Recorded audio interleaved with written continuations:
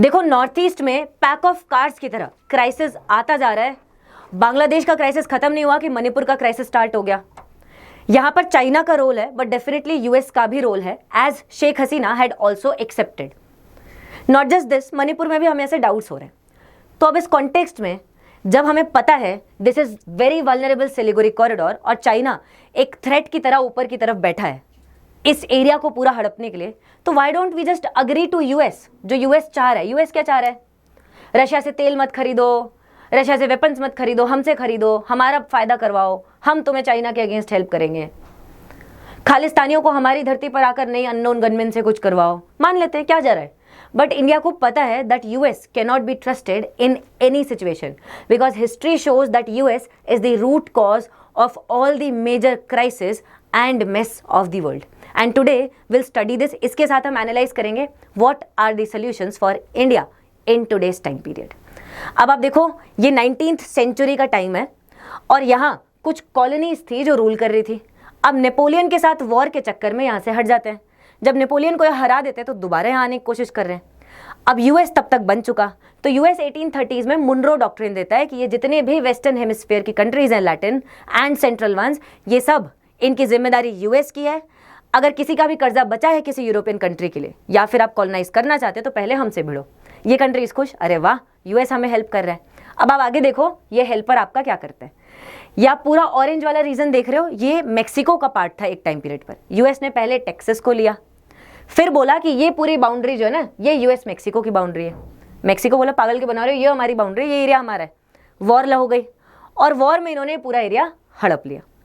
जो आज बोलते हैं ना कि इंडिया की नेबरहुड पॉलिसी में दिक्कतें हैं, सारे नेबर्स हमारे ही खिलाफ क्यों हो रहे हैं, आप ये देखो, उनको ये बताओ। वॉर हर किसी ने लड़े नेबर्स के साथ, ठीक है।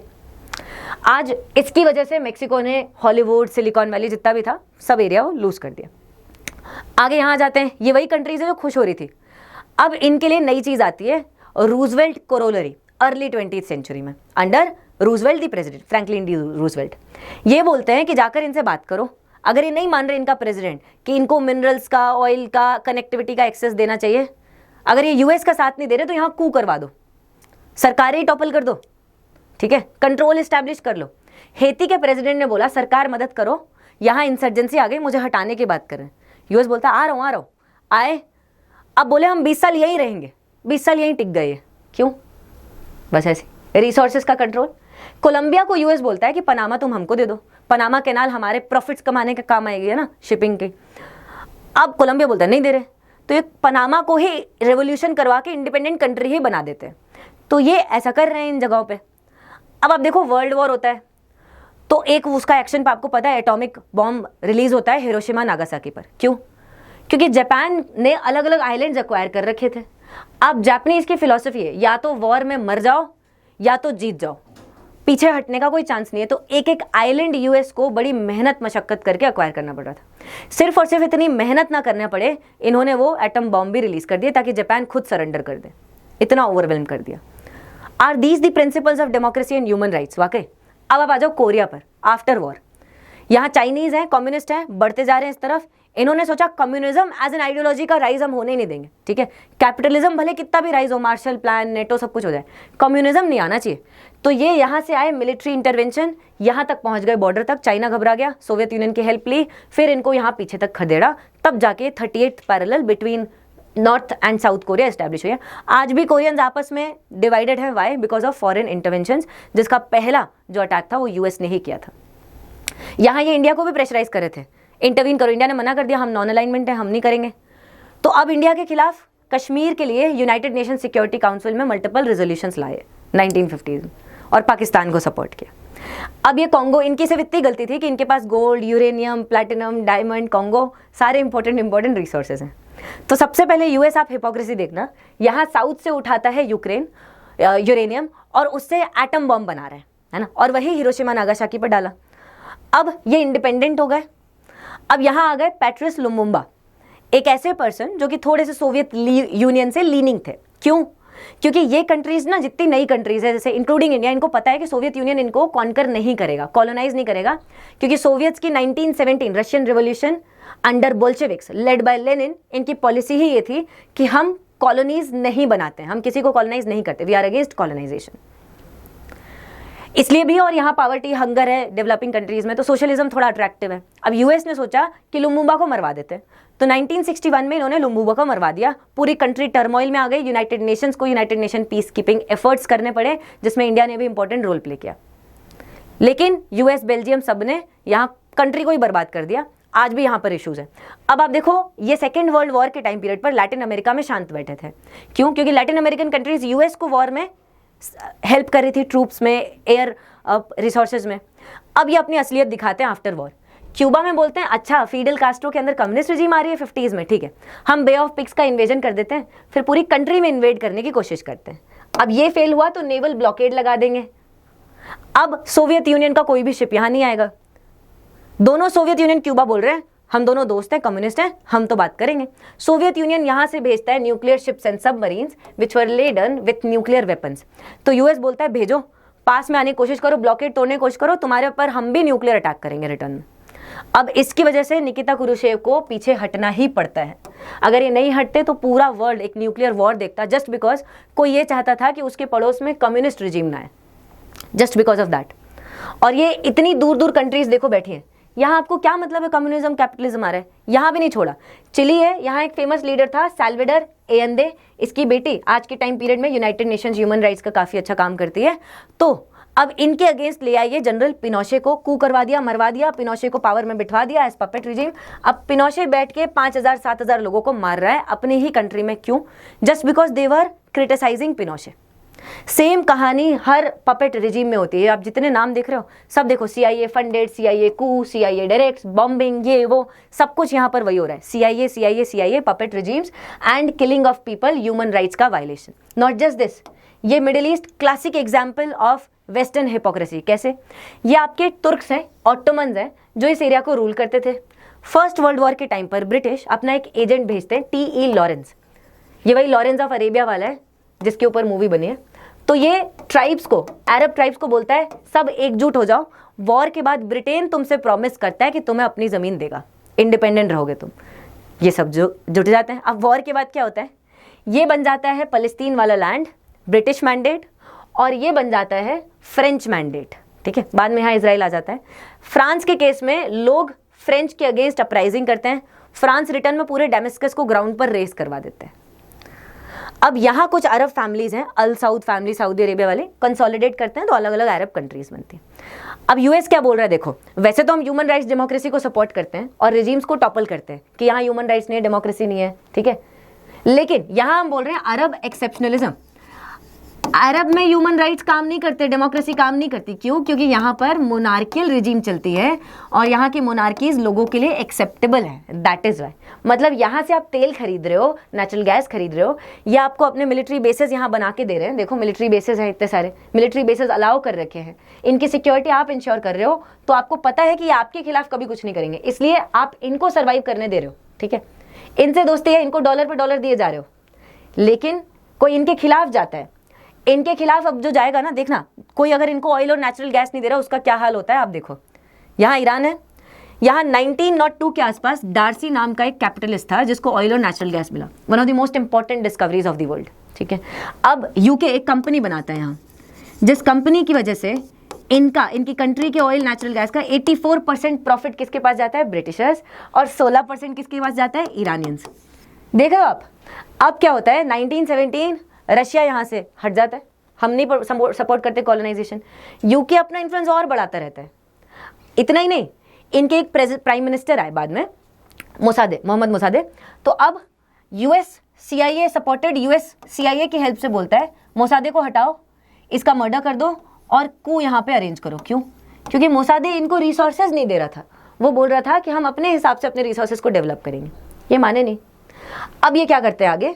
ये अपना एक पपेट बिठाते हैं, मोहम्मद रजा शाह पहलवी, और ये पपेट 1950 से अगले 25 साल तक लगातार यूएस से रिसोर्सेज बांट रहा है।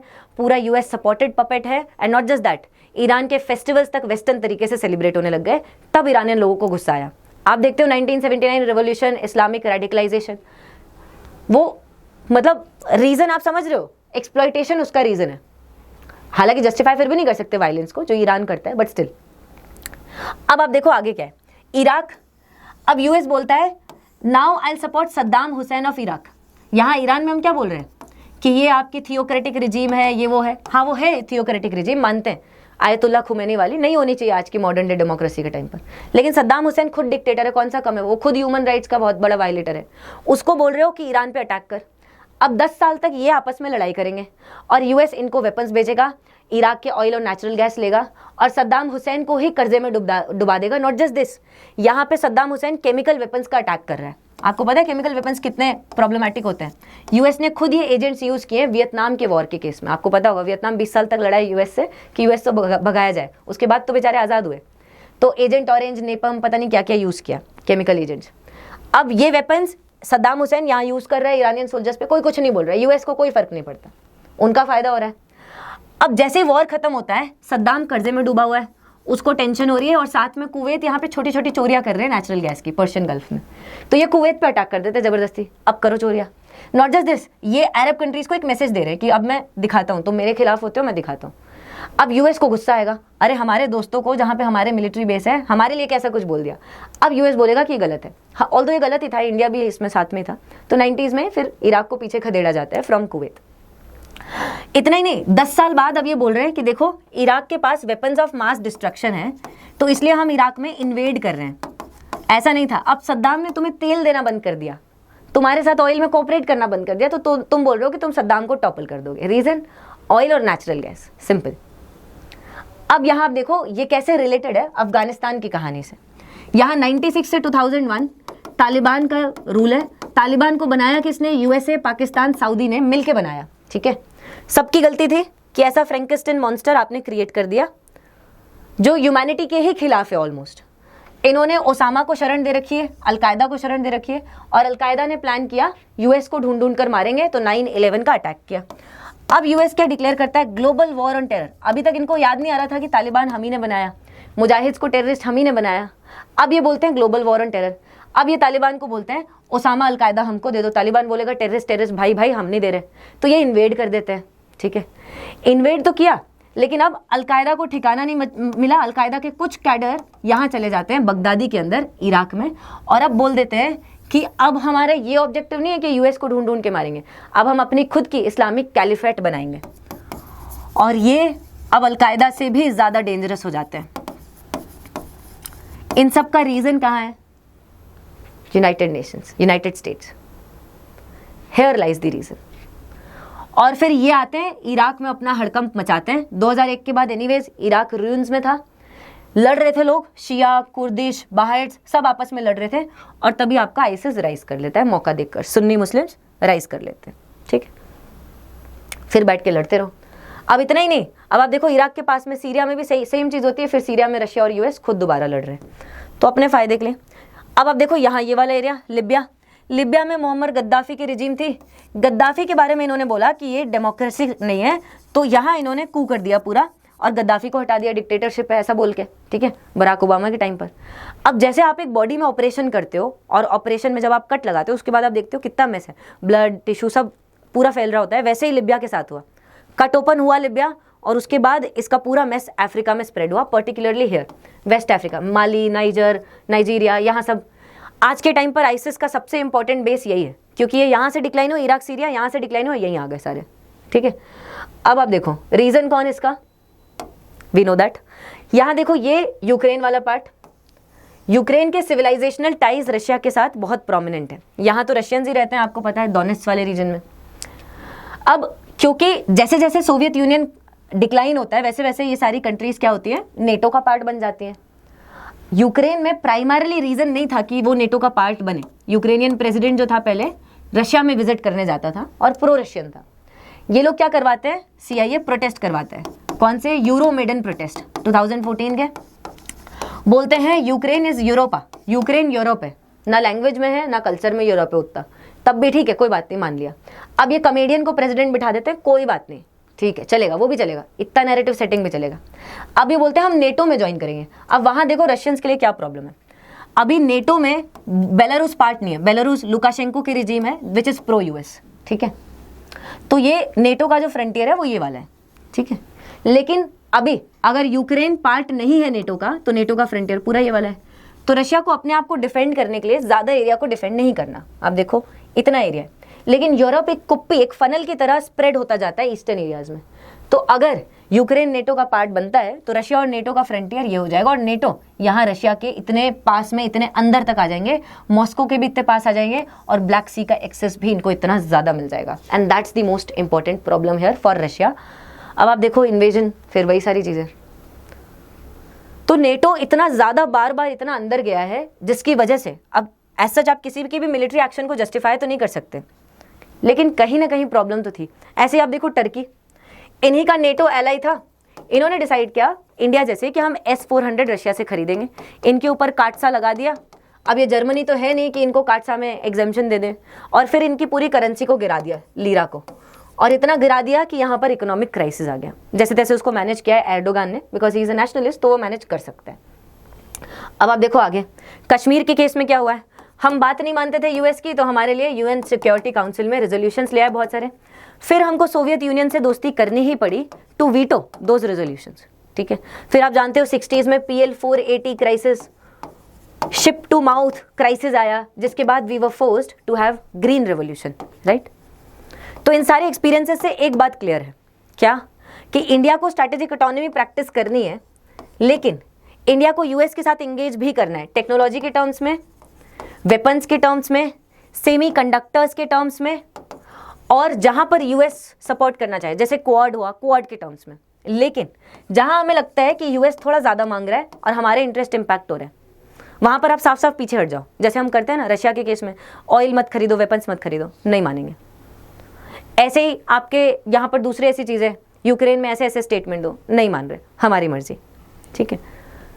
इससे कि एक इंप्रेशन जाएगा that India is not completely pro US, तो चाइनीज इसका एक्सक्यूज नहीं ले पाएंगे कि India is completely pro US firstly, and secondly आप एक बैलेंस्ड, एक बहुत ही टाइट रोप वॉक की जरूरत है यहाँ पे, ताकि आप यूएस जैसी हिपोक्रेटिक और डबल माइंडेड कंट्री के साथ अच्छे से प्ले कर सको, because otherwise these are very psychologically cunning people in foreign policy diplomacy. इनका जो ओवरऑल स्ट्रैटेजिक कल्चर है वो बहुत रिच है compare to other countries, and that's why इनकी फॉरेन पॉलिसीज में वो दिखाई देता है, और हिपोक्रेसी तो है ही। So this is my take. बाकी आप बताइए क्या हम कर सकते हैं, और like share subscribe and comment. Thank you.